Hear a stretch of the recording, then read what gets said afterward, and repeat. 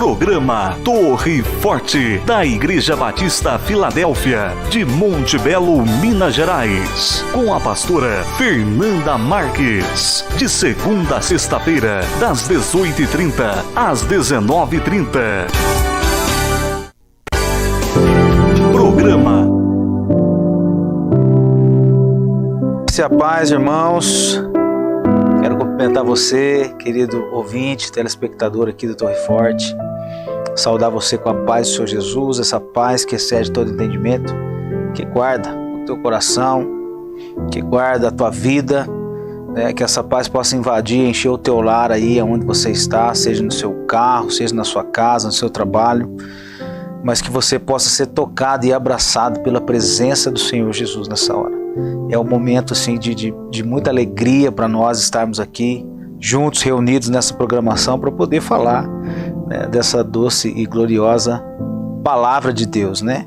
Essa programação é uma programação dirigida, né, presidida pela Igreja Batista Filadélfia, aqui na cidade de Monte Belo, Minas Gerais. Temos ali o pastor presidente Mauro Mendes de Carvalho, nosso querido pastor Mauro, e na direção do programa aqui a pastora Fernanda Marques. Você é o nosso convidado para poder fazer parte, visitar o nosso ministério, nos conhecer lá e louvar, adorar o Senhor junto conosco lá. Você também se sinta convidado a ser um missionário em tempo integral, né? Na verdade foi para isso que nós fomos chamados. A nossa vida ela tem que ser um projeto missionário em tempo integral, aonde quer que nós possamos ir e caminhar, que as nossas vidas elas possam carregar, né, a imagem e semelhança de Cristo, que as pessoas possam olhar para nós e nós possamos apontar para Jesus, né, levando esse evangelho, levando essa palavra, a mensagem da cruz, levando as boas novas, né, assim como a palavra do Senhor diz, né, ide por todo mundo. Traduzindo essa palavra do grego, ela significa indo, né, indo por todo mundo e pregando o evangelho. Então, nós precisamos ir, e por onde nós passarmos, a nossa função é gerar discípulos, é gerar missionários, é gerar pastores, é gerar irmãos ali tementes que vão se encontrar com o Senhor, né, e que vão receber essa doce e gloriosa palavra. Eu gostaria de orar com você nesse início. Coloque as mãos sobre o teu coração nessa hora. Deus tem algo especial para realizar conosco aqui nessa noite, eu tenho certeza disso. Pai, em nome de Jesus, nós estamos aqui, Pai, diante da Tua igreja, diante do Teu povo, do nosso telespectador, do nosso ouvinte, Pai, dessa programação, ó Deus. Nós queremos aqui agradecer ao Senhor por essa oportunidade, essa janela que foi aberta a nós aqui, Senhor Deus, para poder falar da Tua palavra, poder falar do Teu evangelho, falar do Teu amor, ó Deus. Usar, Pai, todos os meios disponíveis de comunicação que existem hoje para poder divulgar, anunciar que o Senhor é o único que salva, o único que liberta, o único que restaura, o único que o homem precisa para poder ser salvo, né? Como diz a Tua palavra em Atos capítulo 4, não existe nenhum outro nome debaixo dos céus ou aqui na terra pelo qual os homens devam ser salvos, a não ser o nome do Senhor Jesus. E é nesse nome que nós estamos aqui reunidos. Eu quero pedir ao Senhor, Pai, que entre, Pai, com a providência desse momento, lá na casa desse meu irmão, lá na casa desse meu querido telespectador que está aqui participando dessa programação, Pai. Seja qual for a luta, a dificuldade, seja o que é que ele esteja fazendo ou precisando nessa hora, que o Senhor seja, Pai, o socorro bem presente, na hora da angústia, na hora da aflição. Pai, se ele estiver triste, que o Senhor possa alegrar o coração dele nessa noite. Se ele estiver desanimado, Pai, que o Senhor coloque um ânimo no coração dele nessa noite. Pai, se ele estiver chorando, que o Senhor possa secar essas lágrimas e colocar um sorriso no seu rosto, Pai. Em nome de Jesus, Pai, traz alegria, Pai, ao coração dos nossos telespectadores, Pai. Traz, ó Pai, a paz do Senhor, Pai, que é uma paz que o mundo não pode promover, que a paz que o mundo promove é uma paz momentânea, mas nós queremos a paz que excede o entendimento, Pai, a paz que transforma, a paz que regenera, a paz que traz a segurança para os nossos corações.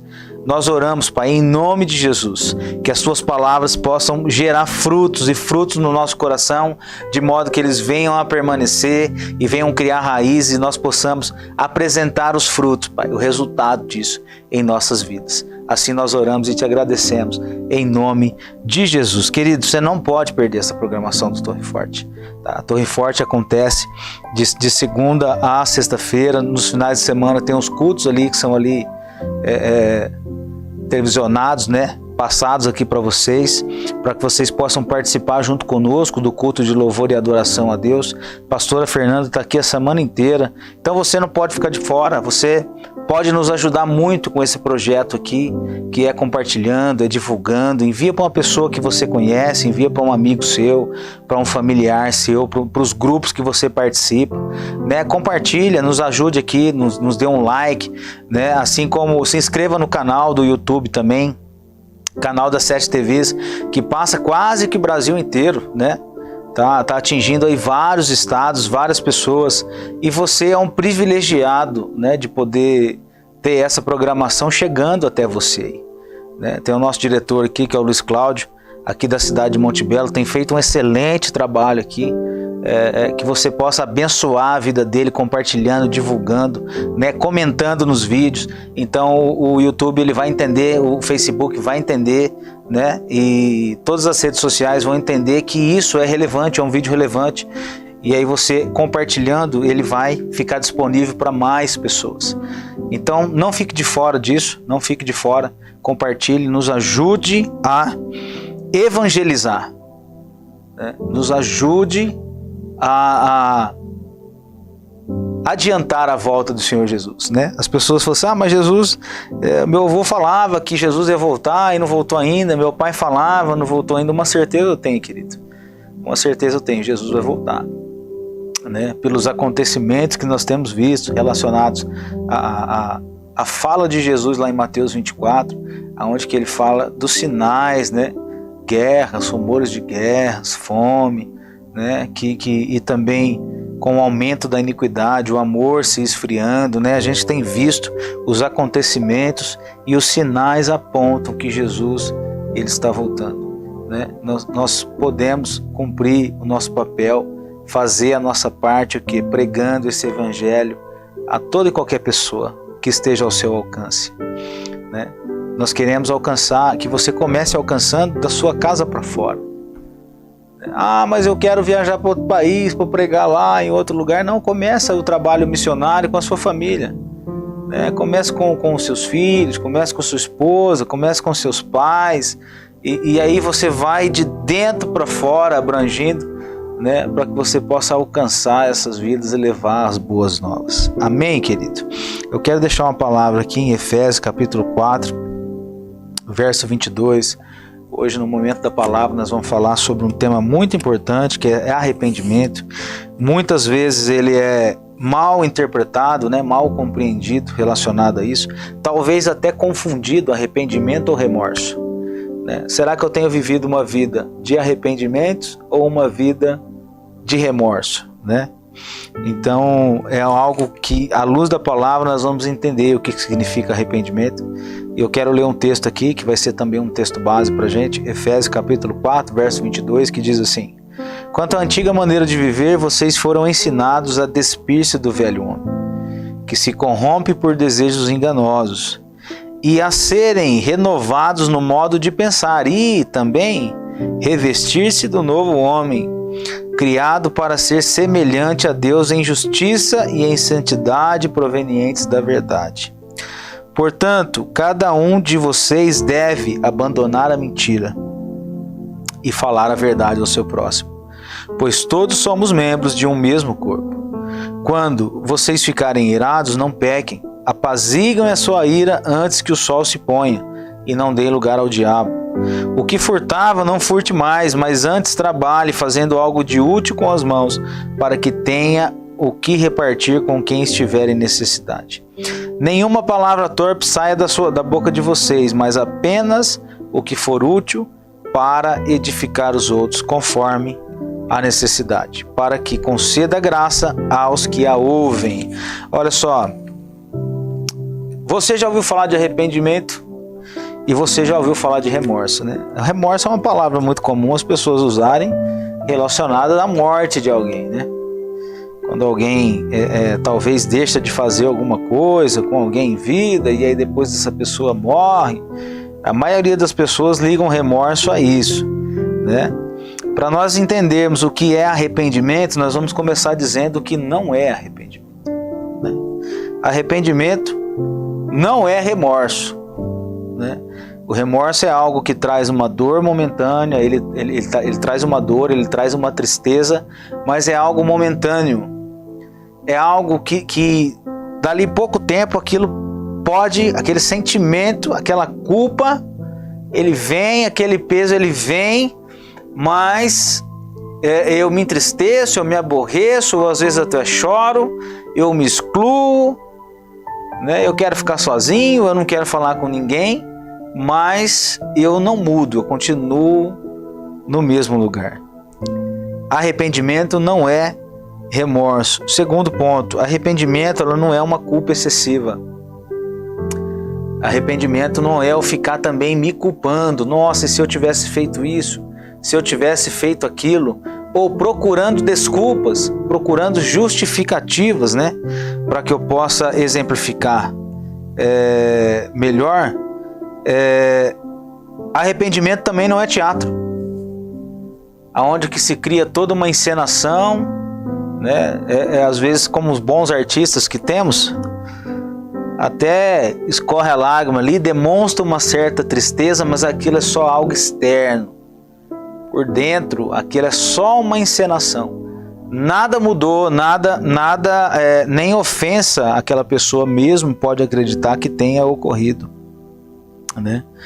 Arrependimento não é algo aonde que vem uma tristeza sobre mim, vem uma culpa sobre mim, vem uma desculpa sobre mim por eu estar sofrendo a consequência daquilo que foi descoberto, ou seja, daquela decisão que eu tomei, daquele ato que eu fiz de errado, né? Se nós pegarmos uma referência muito bacana, está em Lucas 19, ali conta a história de Zaqueu.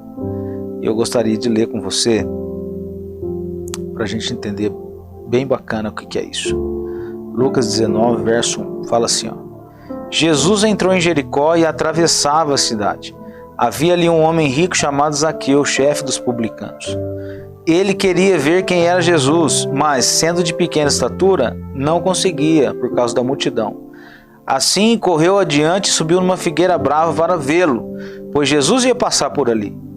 Quando Jesus chegou àquele lugar, olhou para cima e lhe disse: Zaqueu, desça depressa, eu quero ficar em sua casa hoje. Então ele desceu rapidamente e o recebeu com alegria. E todo o povo viu isso e começou a se queixar.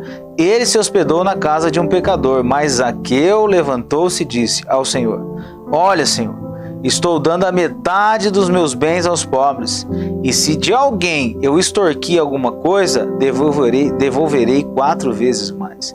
E Jesus lhe disse: houve salvação nessa casa, porque esse homem também é filho de Abraão, pois o Filho do Homem, ele veio buscar e salvar o que estava perdido. Queridos, se arrependimento não é remorso, se arrependimento não é culpa excessiva, se arrependimento não é desculpas ou justificativas, se arrependimento não é um teatro, ou é uma tristeza só pelo fato de eu estar sofrendo a consequência daquele erro que eu cometi, o que é arrependimento então?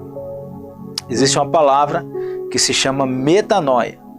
Metanoia é mudança radical de direção, mudança de postura, mudança de atitude, mudança de linguagem, né? Mudança de pensamento. Então, o que é arrependimento? Arrependimento é mudar de direção. Arrependimento não é só parar de pecar, ou seja, se eu estou transgredindo a lei, então eu estou pecando, tá? Mas não é só parar de pecar, mas é caminhar na direção contrária daquilo, né? Agora, além de não fazer, eu caminho para longe daquilo que eu poderia estar fazendo. Metanoia é uma mudança radical de pensamento, de postura, de atitude, de uma transformação interna.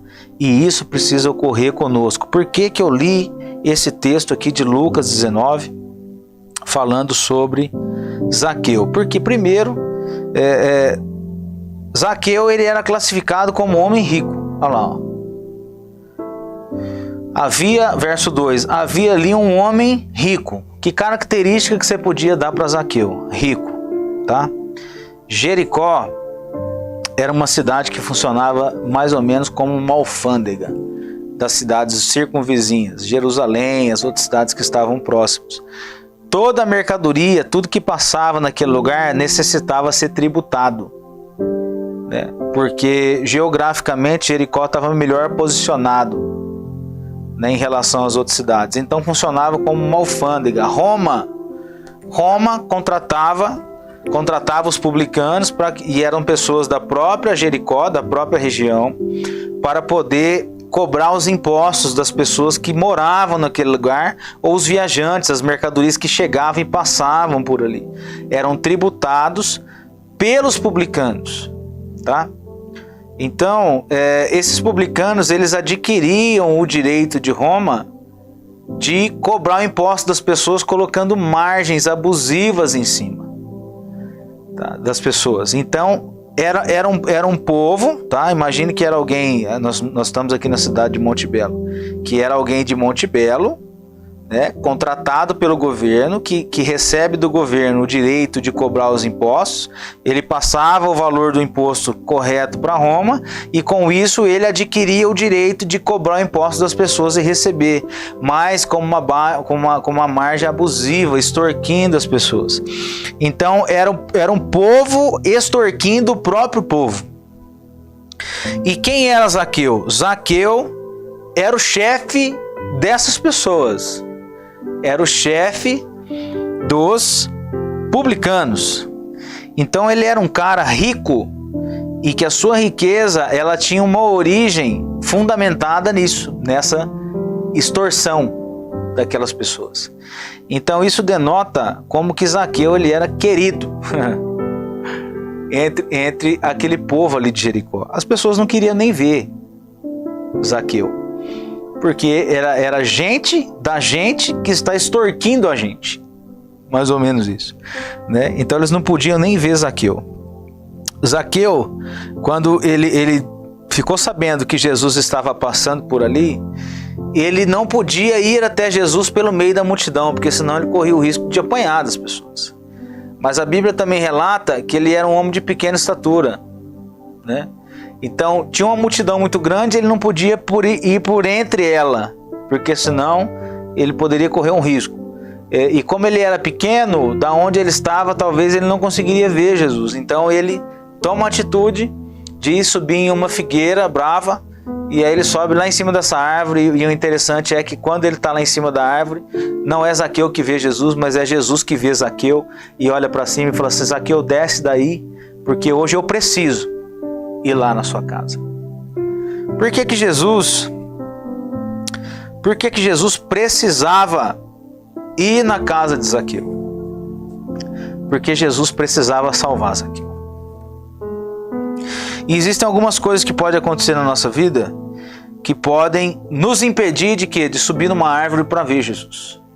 Existem coisas em nossas vidas que podem nos impedir de chegar perto de Jesus. Uma delas talvez pode ser o orgulho. Se Zaqueu pensasse nisso, ele pensaria: eu sendo um homem rico, como que eu vou subir em cima de uma árvore, né, me humilhar ao ponto de as pessoas me verem pendurado numa árvore porque eu quero ver Jesus? O que as pessoas vão pensar de mim se eles me verem dentro da igreja? O que as pessoas vão pensar de mim se eles me virem com a Bíblia na mão? Se alguém passar e ver alguém orando por mim, ou tocando um louvor na minha casa, o que eles vão pensar de mim? Eu quero te dizer que o orgulho ele pode te impedir de ver Jesus também. Outra coisa que pode impedir você de ver Jesus é a idolatria. Mas o que é idolatria? Idolatria é tudo aquilo que ocupa o lugar de Deus no seu coração. Tá? Pessoas idolatram coisas, pessoas idolatram bens materiais, pessoas idolatram pessoas.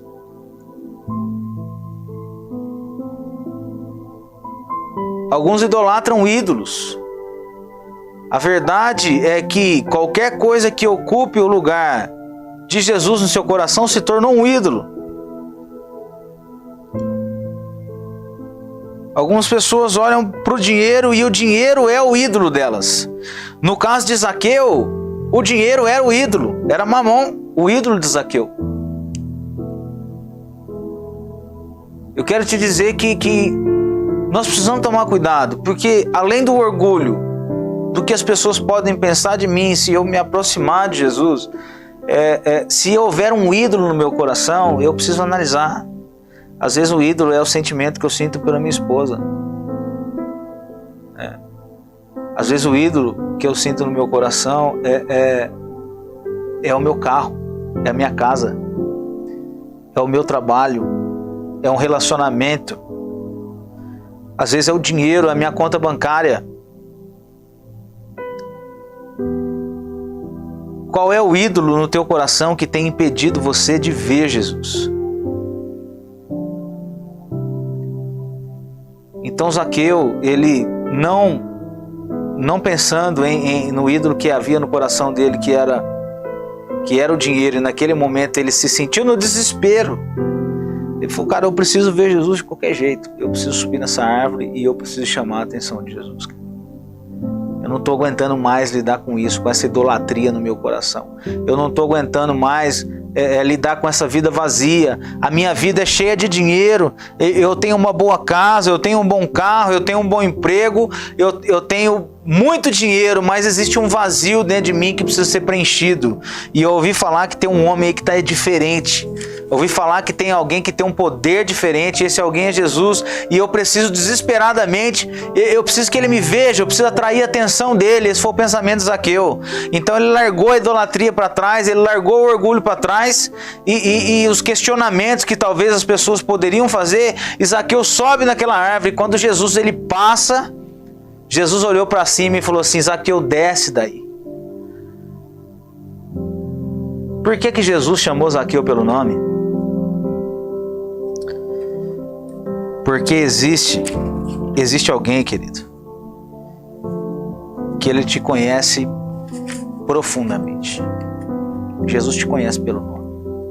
Jesus conhecia Zaqueu pelo nome. Na verdade, não foi Zaqueu que achou Jesus, foi Jesus que achou Zaqueu.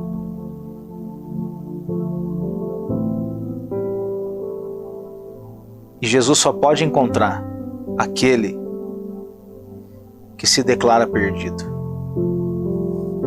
Às vezes as pessoas olham de fora, né, e falam assim, cara, não vou lá naquela igreja não, porque a minha vida aqui fora está melhor do que aquele que está lá dentro da igreja. Eu não vou por esse evangelho aí não vou servir Jesus não, porque a vida daquele que serve lá é só problema, a minha vida sem ele é muito melhor, muito menos problema do que aquilo. Eu não vou para a igreja porque as pessoas que estão lá dentro são pior do que eu que estou aqui fora. Eu quero te dizer uma coisa, você tem razão. A igreja, ela é um ajuntamento de pessoas que declaram junto, nós estamos perdidos e nós precisamos de um Salvador. Jesus só pode encontrar aqueles que declaram perdido. Existe um tipo de pessoa que Jesus ele não pode tocar. E Jesus não tocou. Que era lá no fariseu, que era lá no mestre da lei, ou seja, nos religiosos. Porque eram pessoas que estavam doentes, mas declaravam o tempo todo que estavam sãs.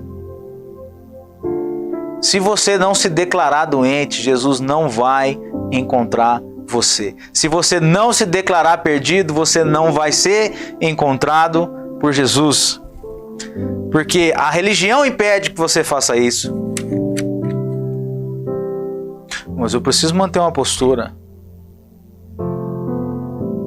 Eu tenho algo para defender. O cara está doente, mas ele pensa que ele está são. Ele anuncia que ele está são. Ele está perdido, mas ele não reconhece que está perdido. Nesse tipo de pessoa, Jesus não toca. Jesus nos conhece. Jesus, ele quer nos salvar. Jesus chama Zaqueu e fala: Zaqueu, desce daí porque eu preciso ir na sua casa hoje.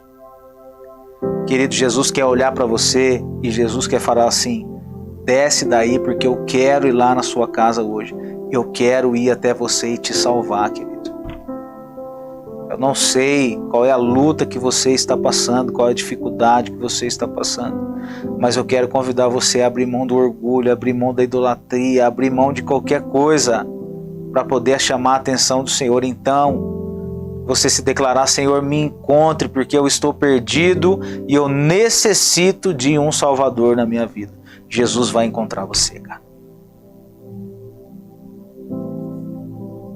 Por quê? Porque quando Jesus encontra Zaqueu, quando Jesus chega naquele lugar, o arrependimento e a salvação chegou naquele lugar. O arrependimento promove o encontro. Tá? Quando Jesus ele foi para a casa de Zaqueu, a multidão questionava. A multidão questionava, falava assim: ele se hospeda na casa de pecadores.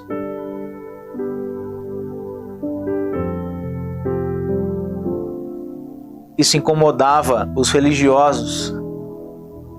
E a Bíblia diz que quando Zaqueu ouviu aquilo, ele levantou no meio da multidão e ele disse para Jesus: falou: Jesus, eu não quero mais extorquir ninguém.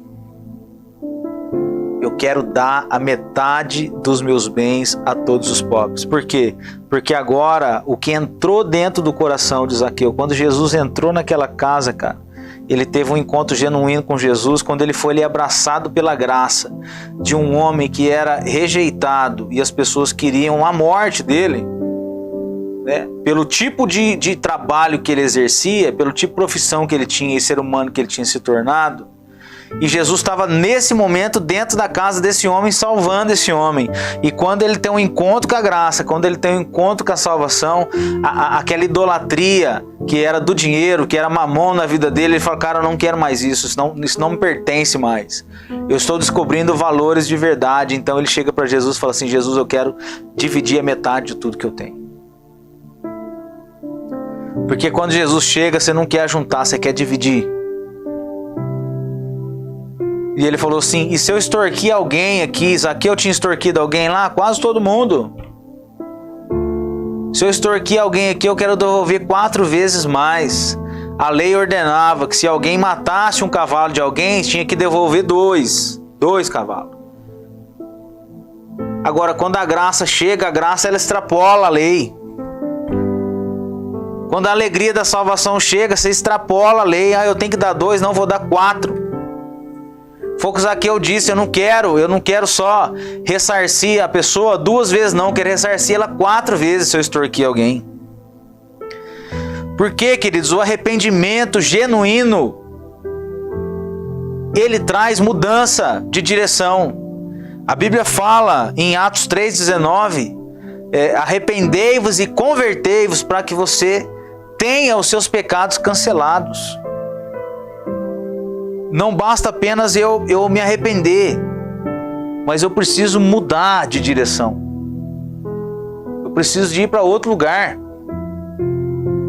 Porque se eu não mudar a direção, eu posso correr o risco de voltar pelo mesmo caminho.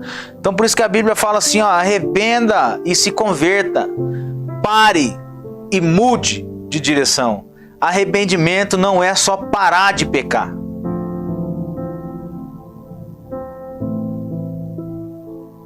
Baseado no texto que nós lemos em Efésios capítulo 4, versos 22 até o 29, ele fala assim: se você fala mentira, para de falar mentira. E ao invés de falar mentira, agora você fala a verdade. Se você é uma pessoa que se ira facilmente, não peque quando você estiver irado. Pelo contrário, agora você apazigua a situação. Coloca um pano quente em cima disso. Se você é uma pessoa que furta, não furte mais. E ao invés de furtar, agora comece a trabalhar. Faça algo útil com as mãos para que você tenha com que repartir com os outros. Se da tua boca sai palavra torpe, sai só bobeira da tua boca, para de falar esse tipo de palavra. Que a tua boca, ela seja uma boca para abençoar as pessoas, só sai a palavra de edificação da tua boca. Arrependimento não é só parar de pecar, mas é, além de parar de pecar, é você mudar de direção. É você mudar de direção e se afastar cada vez mais do problema que você está vivendo. Quais são os perigos de uma vida sem arrependimento? Primeiro ponto: não alcançar a misericórdia. Escuta, Lamentações de Jeremias, capítulo 3, se não me engano, ele fala assim, que as misericórdias do Senhor são as causas de nós não sermos consumidos. O que seria da vida do homem sem a misericórdia de Deus? Nós iríamos ser consumidos totalmente. Uma vida sem arrependimento, ela é uma vida sem misericórdia. Provérbios 28:13. Aquele que confessa e deixa, ele alcança a misericórdia. Então não basta apenas eu confessar, Guto, não basta apenas eu confessar o meu pecado, não. Você precisa confessar e deixar o seu pecado. Você precisa confessar e abandonar o seu pecado. Isso testifica de um verdadeiro arrependimento na sua vida. Segundo ponto, perigo, de uma vida sem arrependimento. Os nossos pecados não são perdoados. A pessoa que ela não vive um arrependimento, ela não tem os seus pecados perdoados. E o que acontece? Ela fica vivendo um remorso, aonde que aquela luta, aquele erro, ele fica diante dos olhos dele o tempo todo.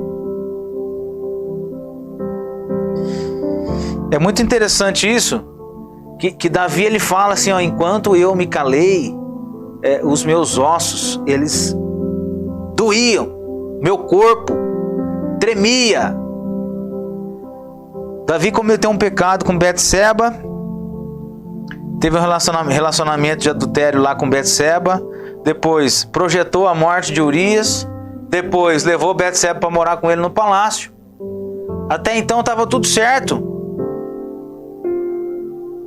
Se Deus não manda Natan chegar lá e contar uma história para ele, Davi, tinha um homem lá que tinha um cordeirinho que ele cuidava, que ele amava, trabalhava para um dono de uma fazenda que tinha muitos gatos, tinha muitos animais lá. Um belo dia ele foi oferecer um banquete para a família dele e ele mandou, cara, lá pegar aquele cordeirinho lá de estimação daquele caseiro para poder fazer na janta. Davi logo de pronto levanta e fala assim, não, esse homem merece a morte, vamos e fala quem que é, que eu vou matar ele. Então Natan fala assim, esse homem é você, Davi. Até que o pecado dele fosse descoberto, estava tudo certo. Tá? Mas enquanto ele havia se calado, sem se confessar, sem se arrepender, ele fala que aquilo ficava diante dos olhos dele. O meu pecado está diante de mim todos os dias. Porque uma vida sem arrependimento não há perdão de pecado, querido. Não há um cancelamento da culpa. Não há um cancelamento desse pecado. Atos 3,19. Arrependei-vos e convertei-vos para que seus pecados sejam cancelados.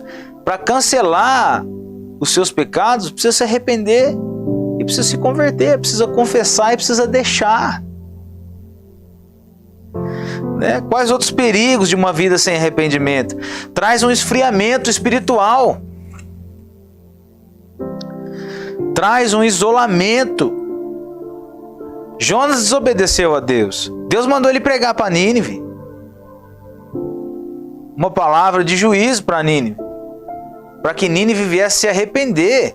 Porque senão Deus ia destruir. A maldade daquele povo tinha chegado até Deus. Jonas, ao invés de cumprir aquilo que Deus disse, porque ele era um cara que os ninivitas tinham oprimido muito o povo de Jonas, inclusive a sua família, né? Ele queria mais que acontecesse a destruição mesmo daquele povo, né? Em desobediência a Deus, ele pega uma embarcação em direção a Jopa, em direção contrária de Nínive, né? E quando ele entra naquele barco, ele vai lá para o porão. Por quê? Porque a pessoa, quando ela está vivendo uma vida sem arrependimento, ela quer viver um isolamento social. Ela cai no esfriamento, ela não quer ter contato com ninguém. Vem parecido um sintoma de depressão na vida dessa pessoa. Jonas vai lá para o fundo do barco, deita lá e dorme. E aí começa aquela tempestade das pessoas entrarem em desespero, os marinheiros, né? Os tripulantes daquela embarcação começam a jogar as coisas para fora no mar para poder aliviar o peso do barco. Então o capitão do barco desce lá e bate na porta. Fala: Jonas, o que você está fazendo aí, rapaz? Está dormindo, o barco está quase virando, você está aí dormindo. Vamos lá para cima para ajudar a gente. Chegaram lá e Jonas quieto, e ele sabendo por que tudo aquilo estava acontecendo, mas não falou nada. Até que jogaram a sorte e caiu em quem? Em Jonas. E quando caiu nele, aí ele falou assim: gente, realmente o culpado sou eu. Para resolver esse problema aqui só tem uma coisa: para de jogar mala no mar, para de jogar comida no mar, para de aliviar o peso do navio, porque o problema sou eu. Eu desobedeci o Deus Todo-Poderoso. Me joga no mar que tudo isso vai resolver. Então ele é jogado no mar. E ali dentro da barriga daquele peixe ali, né, ele passa por um processo de quê? De arrependimento. Porque ele viu a morte. Ele falou assim: da morte eu clamei. Mas traz o quê? Um esfriamento.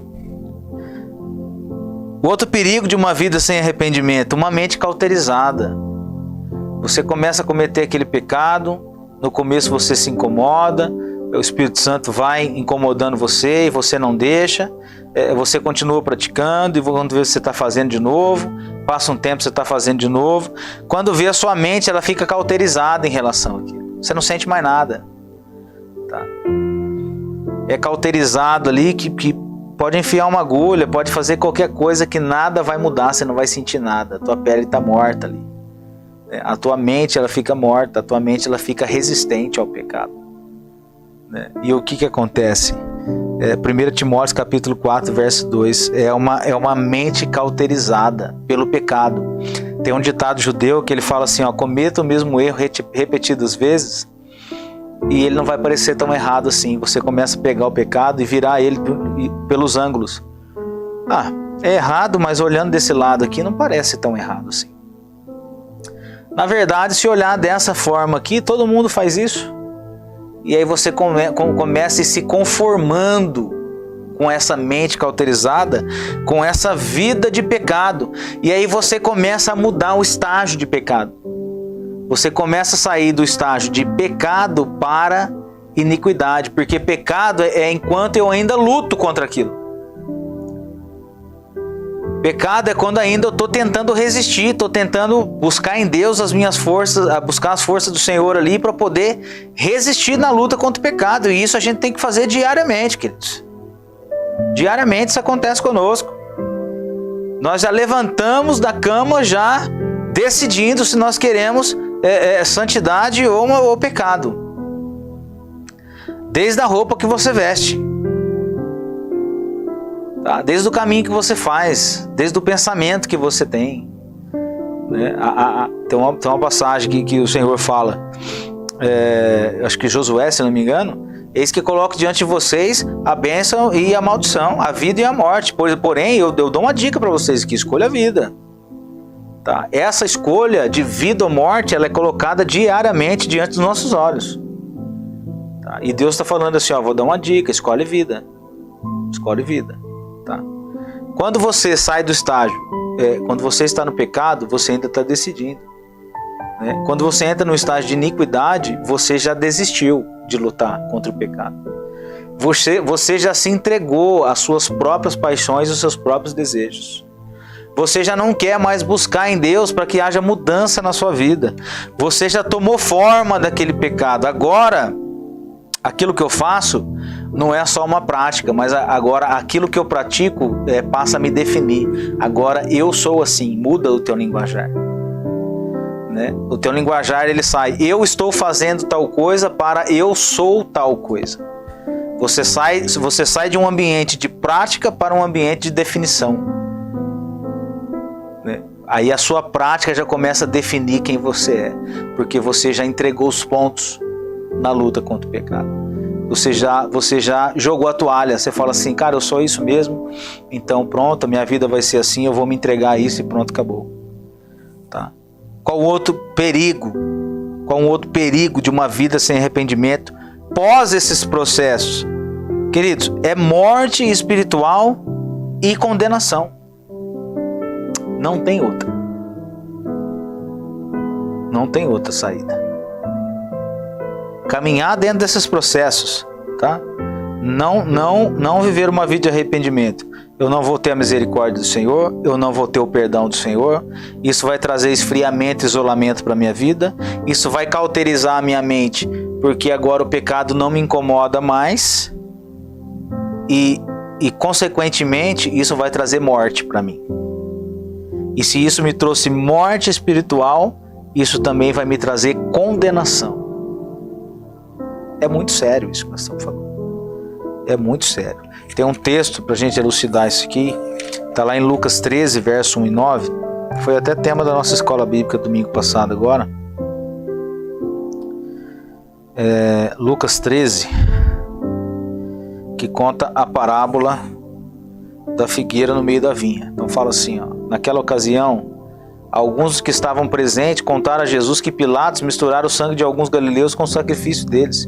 E Jesus respondeu, vocês pensam que esses galileus eram mais pecadores que todos os outros por terem sofrido dessa maneira? Eu lhes digo que não. Mas se não se arrependerem, todos vocês também perecerão.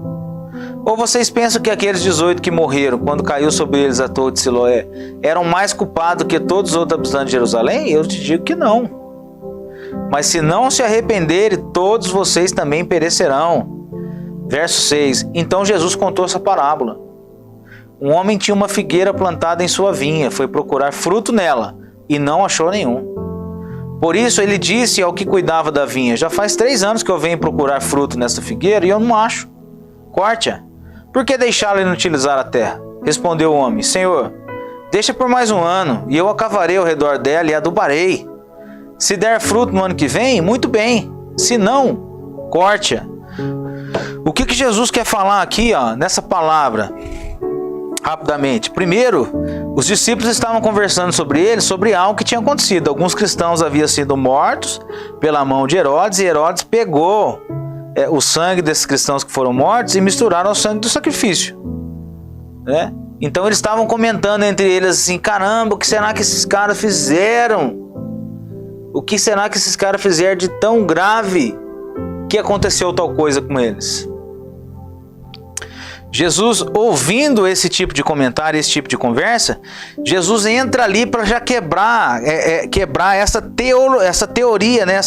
essa teologia dos discípulos, de querer comparar a vida de uma maneira retributiva e também meritória. Quando faz algo errado, acontece algo errado, ou quando eu faço algo certo, vai acontecer algo certo, algo bom. Né? A famosa teoria da prosperidade. Jesus está falando assim, vocês acham que esses homens fizeram alguma coisa assim muito grave porque aconteceu isso com eles? E vocês acham que aqueles 18 que a torre de Siloé caiu em cima deles, vocês acham, né, num português mais claro, vocês acham que vocês são melhores do que aqueles homens lá porque aconteceu isso com eles? Eu quero dizer para vocês o que realmente é grave aqui no assunto, tá? Eu quero realmente mostrar para vocês que a falência na vida material de alguém não está ligado, talvez, à falência de uma vida espiritual. Ou seja, se alguma coisa acontece materialmente comigo, pode não estar ligado e nem sempre está ligado a algo espiritual que tenha acontecido na minha vida. Tá? O cara às vezes ele perde o emprego, fulano fala assim, eu estava em pecado. A vida não é dessa forma. Isso é a teoria da prosperidade. Essa é a lei da linearidade. Você precisa produzir para que você receba. A religião fala isso. Você é premiado em cima de performance. A religião, ela quer nos ensinar que nós somos igual o cachorro adestrado. Você vai lá, rola, finge de morto, senta e ganha um biscoitinho. Você é retribuído dessa forma. Mas o que Jesus está querendo nos dizer, né? E Jesus nos tirou das mãos da religiosidade, né? A religião não é o problema, mas a religiosidade é o problema. Porque a religiosidade, ela liga em performance. Eu preciso fazer para receber, mas Jesus me convida para uma vida de relacionamento. A religiosidade, ela faz com que eu olhe para Deus como meu patrão e eu como funcionário. E se eu prestar um bom trabalho, no fim do mês eu recebo um bom salário. Agora Jesus nos convida para nós não olharmos para Deus como um patrão, mas como um pai. Que independente de como eu esteja, Ele me ama. E por que eu obedeço? Por que eu sou convidado à obediência, a uma vida em santidade? Porque é resposta sobre aquilo que eu recebi do meu pai. Por que você obedece ao seu pai? Porque você o ama. Por que você faz aquilo que seu pai pede? Porque você não quer entristecer alguém que você ama.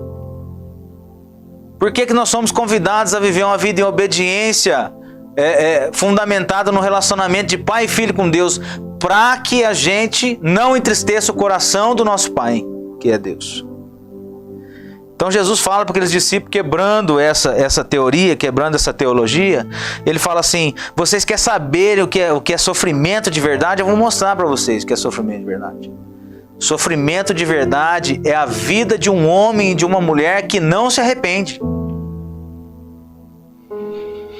E a nossa vida tem que ser arrependimento diariamente. E se nós chegarmos hoje, né, muitas pessoas hoje, perguntar para alguém assim: cara, você se arrepende de alguma coisa na sua vida que você fez? Tá? A grande maioria vai falar uma coisa para nós assim, ó: você quer saber a verdade? Não arrependo de nada que eu fiz. Eu arrependo do que eu não fiz. Eu já ouvi muito isso. Aonde que a nossa vida, ela precisa estar ligada em arrependimento. Porque uma vida sem arrependimento vai cair nesse exemplo que Jesus está dando. Você quer saber o que é sofrimento de verdade? Não é ninguém ter o sangue misturado com o sangue do sacrifício, não. Não é uns homens estar lá e uma torre cair em cima da cabeça, não. Sofrimento de verdade é a vida de um homem que não se arrepende. E eu vou provar para você por quê. E aí ele conta uma parábola. Ele fala assim: tinha uma vinha, né? Tinha um dono de uma vinha, que ele tinha uma plantação de vinha, vinha da uva, certo? E ele resolve plantar uma figueira no meio daquela vinha. Figueira da figo, certo? Vinha da uva, figueira da figo. E ele planta aquela árvore lá, aquela figueira lá. Não, ele não planta com o intuito de enfeitar a plantação de uva dele. Porque se fosse, ele plantaria uma outra árvore mais bonita, né? Mas ele planta uma figueira, porque o que ele queria daquela árvore era fruto. E se nós estamos falando sobre arrependimento, o fruto que ele queria daquela árvore era fruto de arrependimento, certo? Então ele planta aquela árvore lá e ele vai por 3 anos buscar fruto naquela árvore, mas não tem fruto nenhum. E quando chega lá no 3º ano, ele falou: caraca, eu vi o primeiro ano, não encontrei nada. Eu vi o 2º ano, não encontrei nada. Eu vi o 3º ano, não encontrei nada. Ele vai lá e chama a pessoa do vinheteiro, que é o funcionário que cuida da vinha, das uvas, está ali todos os dias. Ele fala assim: cara, corta essa árvore. Sabe por quê? Tem 3 anos que eu venho buscar fruto nela e eu não encontro. Então você corta ela porque ela está inutilizando a terra. O lugar que ela está plantada aqui, a gente poderia plantar mais uva.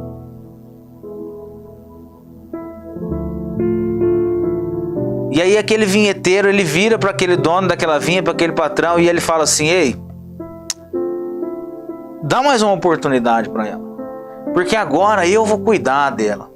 Eu vou cavar em volta, eu vou adubar ela, e se depois de 1 ano ela der fruto, beleza, a gente mantém. Se ela não der fruto, a gente, corta. Tá? O que Jesus estava querendo explicar, gente, com essa parábola? Primeiro, uva, ela necessita de solo qualificado para nascer. Tá? Não é qualquer lugar que dá uva.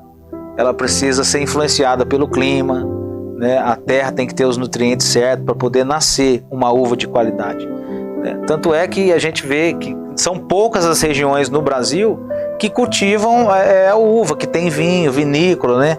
Geralmente as regiões do sul, aqui próximo da gente, aqui tem Andradas também ali, que tem um solo privilegiado e um clima também privilegiado para esse tipo de cultivo, né? Já a figueira, você pode plantar até dentro de um vaso que ela dá.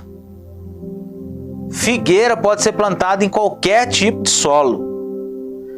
Então Jesus está querendo dizer para nós aqui nessa parábola que essa figueira somos nós. E o dono dessa lavoura é Deus. E Deus te plantou, querido, no melhor solo disponível. E às vezes você está olhando para a direita, olhando para a esquerda e só está vendo uva. E você fala assim, eu olho para frente, eu só vejo uva. Eu olho para um lado, eu só vejo uva. Eu olho para o outro lado, eu só vejo uva. E eu olho para mim, eu sou figueira. O que eu estou fazendo nesse lugar? O que eu estou fazendo plantado nesse lugar? Tem gente que não sabe o que está fazendo plantado no trabalho que você está. Que você pede para Deus todos os dias te arrancar daí. Tem gente que olha para o seu casamento, para o seu relacionamento e fala assim, eu não sei o que eu estou fazendo plantado nesse casamento. Tem gente que olha para a sua igreja e fala assim, eu não sei o que eu estou fazendo plantado dentro dessa igreja. Mas só uma coisa eu posso te dizer, Deus plantou você no melhor solo disponível, para que você pudesse dar fruto. Tem gente que olha para o próprio corpo e fala assim, eu não sei o que eu estou fazendo plantado nesse corpo. Esse corpo não me pertence. Deus plantou você no melhor lugar, no melhor solo disponível, para que você possa ir lá e gerar fruto. Então Deus vem o primeiro ano em você buscar esse fruto de arrependimento.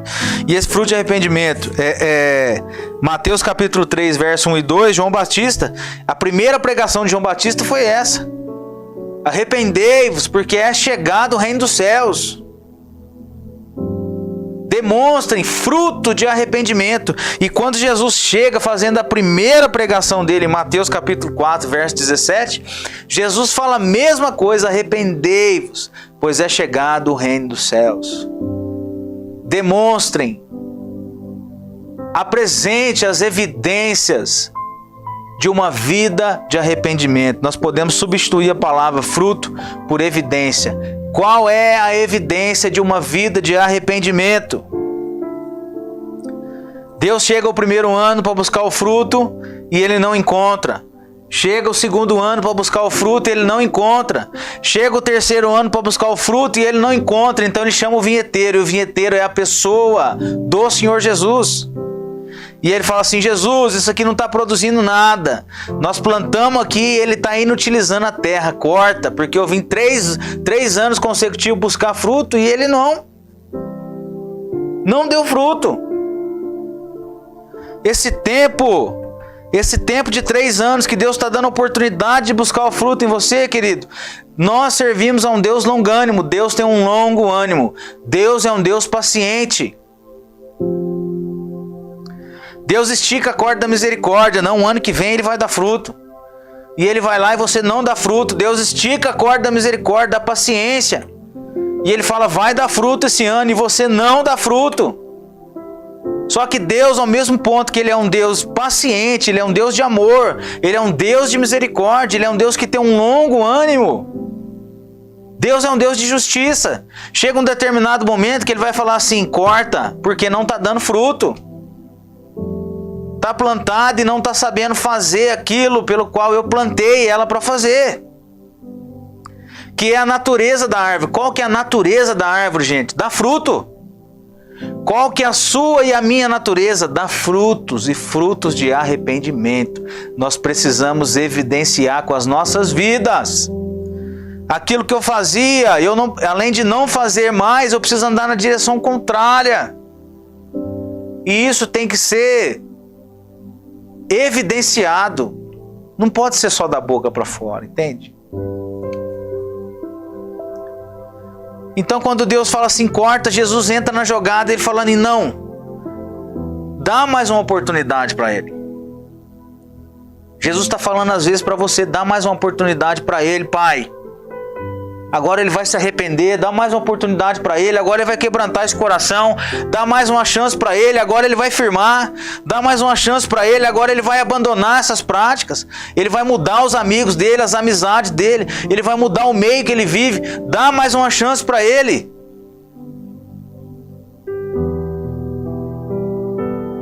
Eu vou cavar em volta dele, e aí começa a entrar esse processo de Jesus, de restauração na nossa vida. Primeiro, nós entramos no processo da paciência de Deus, que é a oportunidade que Deus está dando. Segundo, nós vamos entrar no processo de restauração. E aí, querido, aí o processo de restauração pode ser que ele seja dolorido. Porque o que acontece se você cavar no pé de uma árvore? Pode ser que você vai cortar muitas raízes ali, não vai? Pode ser para que aquela raiz ela absorva o melhor nutriente, ela receba a água adequada, receba a luz adequada do sol. Tem algo que está preso lá embaixo da terra, que está escondido, que vai ser trago à tona. Tá? Algumas raízes lá que estão escondidas vão ter que ser cortadas. Alguns laços, algumas amizades, alguns aplicativos vão ter que ser apagados. Alguns relacionamentos vão ter que ser terminados.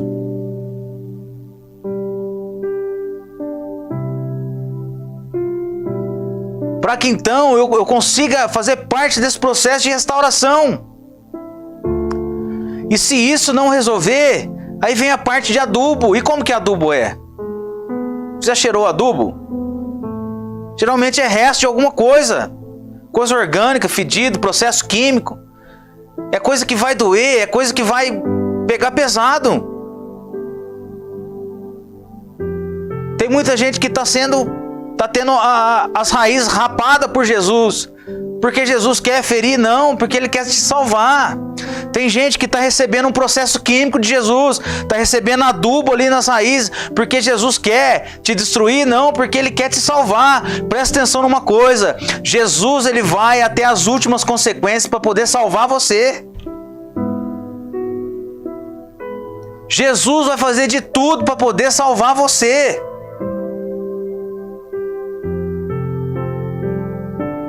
Às vezes o sofrimento que você está vivendo é um processo de salvação para a tua vida. Às vezes a enfermidade que chegou é um processo de salvação para a sua vida.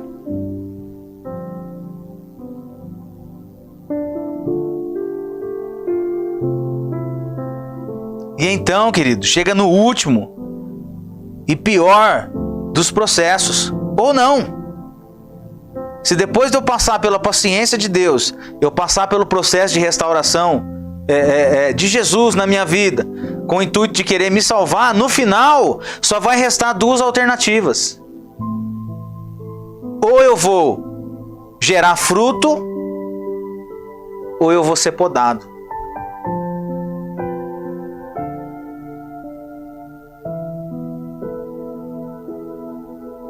Tá? Ou eu vou entregar um fruto digno de arrependimento, que demonstra arrependimento, ou, cara, simplesmente eu vou ser podado por Deus. Presta atenção. As portas da graça e da misericórdia ainda estão abertas e disponíveis para você, querido. Não abuse da paciência e da misericórdia de Deus. Não perca mais tempo. Para que enfrentar todo esse processo doloroso de restauração, mas mesmo se você estiver nele, se permita agir de forma natural e gere fruto, que é para aquilo que você foi plantado. Você é uma árvore frutífera que foi plantado no melhor solo. Então faça aquilo que você foi chamado para fazer. Gere frutos e frutos de arrependimento. Que esse fruto possa gerar no teu coração. Que você agarre essa oportunidade que Deus está nos dando nessa noite de poder falar sobre isso. E que Ele abençoe a sua vida poderosamente. Nós vamos encerrar a programação agora. Eu gostaria que você ficasse com essa palavra. E em seguida, Luiz vai soltar o louvor ali para a gente poder finalizar. Eu quero agradecer a você por essa oportunidade de passar esse tempo junto aqui e dizer que Deus tem um plano maravilhoso na sua vida. Se permita ser encontrado por Jesus. Que Deus te abençoe, que Deus prospere e guarde a sua vida, que o Senhor gere frutos e frutos de arrependimento no teu coração e que a tua vida seja um reflexo da presença, da imagem, da semelhança do nosso Cristo, do Jesus o Nazareno. Que Deus te abençoe poderosamente. Fique com Deus. Amanhã tem mais programação aqui do Torre Forte. Permitindo o Senhor, a pastora Fernanda vai estar aqui. Que Deus te abençoe em nome de Jesus. Aleluia. Glória a Deus. Vitória. Deus se faz presente.